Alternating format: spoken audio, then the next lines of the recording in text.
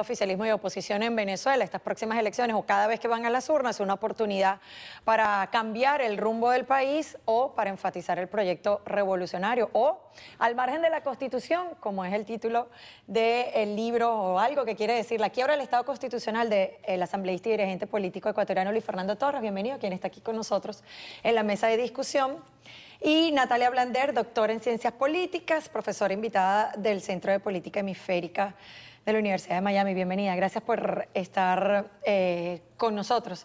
Justamente en cuenta regresiva Venezuela, y ya lo decía Jorge Rodríguez, jefe de campaña en su momento del presidente Hugo Chávez, alcalde de Caracas, imagínense, fue rector del órgano comicial en Venezuela. Esta es la oportunidad para profundizar, sí, lo que el presidente Chávez quería, que no era más que estar al margen de la Constitución, es decir, de la oposición. Bueno, efectivamente estas elecciones municipales las ha planteado tanto el chavismo como la oposición como un plebiscito al presidente Maduro, en el sentido de que si ganan el voto popular, uno u otro, lo están planteando como que sería una ratificación o una no aprobación de la gestión del presidente Maduro.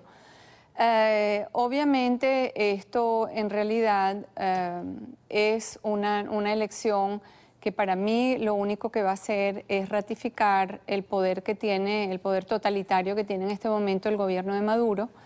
Han utilizado nuevamente toda clase de estrategias para tratar de impedir que la oposición pueda hacer campaña electoral.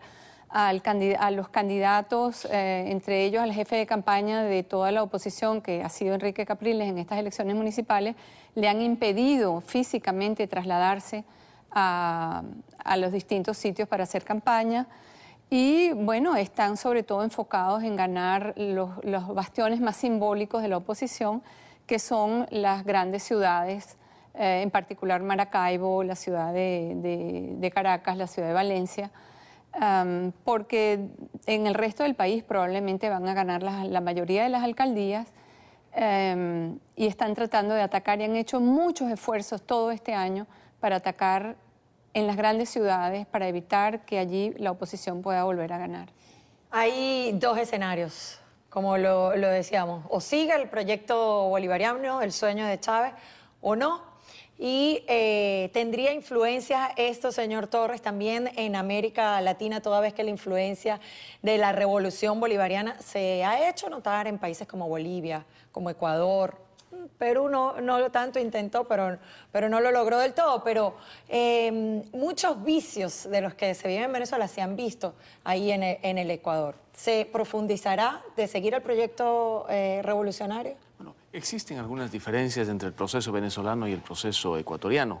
El hecho mismo que en el Ecuador exista la dolarización ha sido de alguna manera un escudo para evitar un descalabro financiero y económico.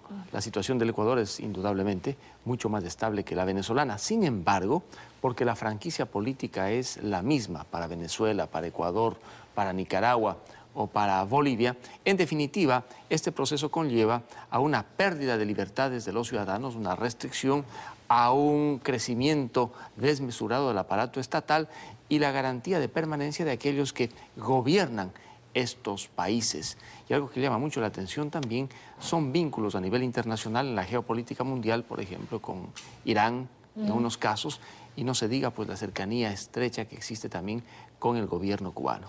A ver, pero si hablamos en cuanto a la independencia de los poderes, no solamente en Venezuela, sino también en Ecuador, hemos visto cómo el presidente Rafael Correa ha perseguido a los medios de comunicación, ha intentado censurarlos y se han plegado a la censura y a la política oficialista como Ecuavisa.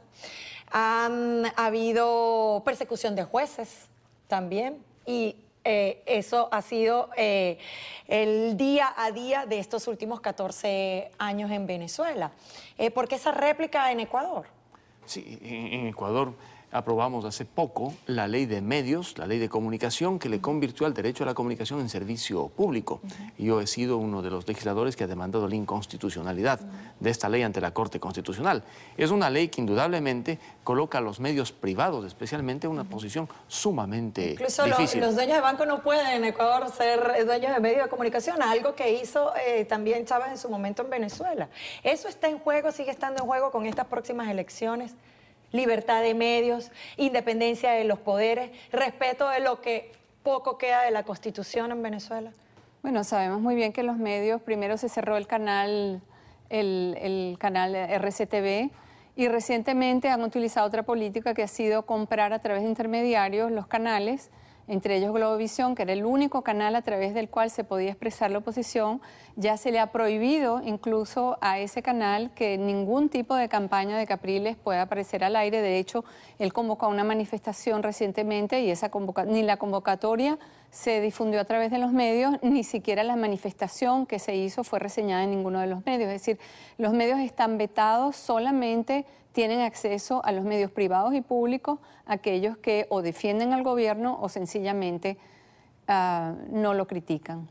Ahora, ¿pudiera subsistir este modelo de izquierda y estos amigos del gobierno de Venezuela con un hipotético fracaso en las próximas elecciones o el deterioro del gobierno de Maduro? Porque aunque si gana la oposición este domingo, pues se tratan de elecciones solamente municipales, pues continúa estando Nicolás Maduro en el poder. Bueno, la economía es muy importante. Sí. Si hay, digamos, una sostenibilidad económica, prácticamente tienen asegurada la permanencia en el poder. Si la economía colapsa y además existe una fractura social que lleve a ciertos niveles de movilización, la situación se les complica indudablemente. Veo que en Venezuela podría estar más cerca el final de este proyecto que en Ecuador, porque la descomposición social que uno ve en Venezuela no se ve todavía en otros países. En todo caso, la franquicia que aplican en estos países supone que se le da todas las garantías al grupo que gobierna para que permanezca en el poder. Ello supone, entre otras cosas, cerrar los espacios a los disidentes, a los opositores, a los críticos. El pluralismo informativo está sumamente debilitado, los canales de acceso al poder igual. Son prácticamente gobernantes que no creen en la alternabilidad, sino en la permanencia de un proyecto sostenido de cambio. Bueno, ¿y qué ha dicho Maduro cuando quedan 3 días? Ya hoy se cerró la campaña electoral en Venezuela. Vamos a escuchar. Pero en el proceso electoral vemos, ellos no hacen campaña electoral, ellos hacen guerra contra el país. Y supuestamente el resultado de la guerra económica, de la guerra psicológica, de la guerra eléctrica, al final es que la gente llega agotada el día de las elecciones y sale a votar masivamente contra la revolución. O sea, le haces daño al país, destruyes su economía, le haces daño al sistema eléctrico, mantienes una guerra psicológica permanente por todos los medios de comunicación y al final quieres cosechar, ¿qué? Triunfos. Más allá de lo que digan uno u otro bando en Venezuela, hay una realidad, Natalia, y la crisis la sienten los de oficialismo y la sienten de oposición. ¿Eso va a ser determinante este domingo en las urnas? Mira, yo no estoy tan segura y la razón es la siguiente. Va a haber una alta abstención, lamentablemente, sobre todo en el campo de los sectores medios y medios altos y en los jóvenes. Se espera un tercio, al menos un tercio de esa población dice que no vale la pena ir a votar. Hay una enorme decepción en el país, producto no solamente de la crisis económica, sino de la ley habilitante, del abuso de poder, de la percepción que tiene la oposición de que no hay salida, de que no existe una salida democrática al problema del abuso de poder. Y por otro lado, en el campo chavista hay una decepción, pero en las últimas medidas que tomó Maduro de crear caos económico y de permitir que hubiera saqueos y que obligar que se bajaran hasta el 70% del valor de los precios, pues lamentablemente ha producido un 6% de aumento de la popularidad de Maduro.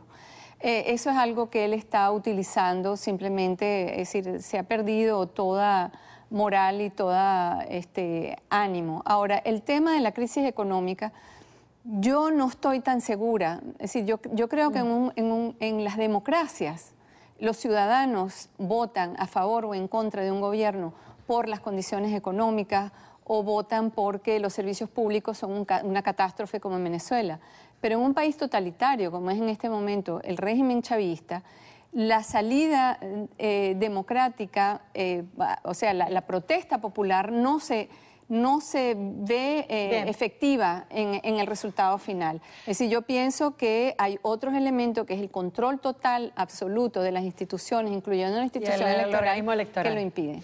Gracias, Natalia Blander y también Luis Fernando Torres, asambleísta y autores de La quiebra del Estado Constitucional. Amigos, hacemos una pausa. Al regreso, un autovolador deja de ser ciencia ficción y se vuelve realidad. Y más adelante, artistas y activistas rinden tributo en Art Basel, el joven grafitero Israel Hernández, aquel que murió por una descarga de pistola Taser. Ya volvemos.